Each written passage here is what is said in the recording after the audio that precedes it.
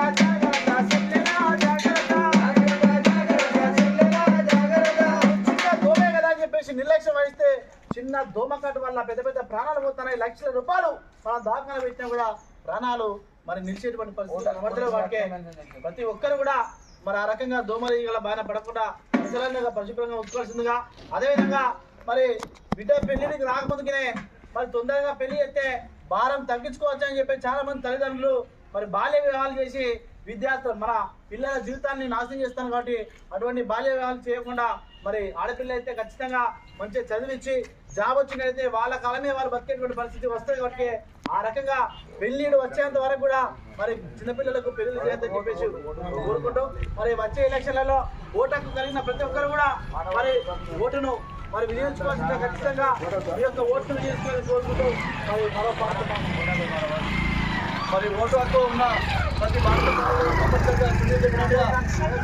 మీ ఇష్టం ఉన్న వ్యక్తులకి ఎవరికైనా ఓటు వేసుకోండి, మీ ఇష్టమైన వ్యక్తులకు వేసుకోండి. కానీ ఓటు అనేది చాలా విలువైనది. భారత రాజ్యాంగం మన భారత రాజ్యాంగం ప్రజాస్వామ్యబద్ధంగా భారత రాజ్యాంగం అందించినటువంటి ఓటు హక్కు చాలా గొప్పది. కాబట్టి ఓటు విలువ తెలుసుకోకుండా చాలా మంది ఓటును 500కు 1000 రూపాయలకు అమ్ముకుంటా ఉన్నారు.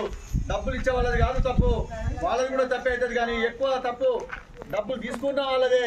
లంచానికి మన ఓటును అమ్ముకున్నట్టు అవుతుంది. విలువైన ఓటు డబ్బులకు అమ్మొద్దని నిజాయితీగా ఓటు హక్కు వినియోగించుకోవాలి, నిజాయితీ పనులకు ఓటు వేయాలి.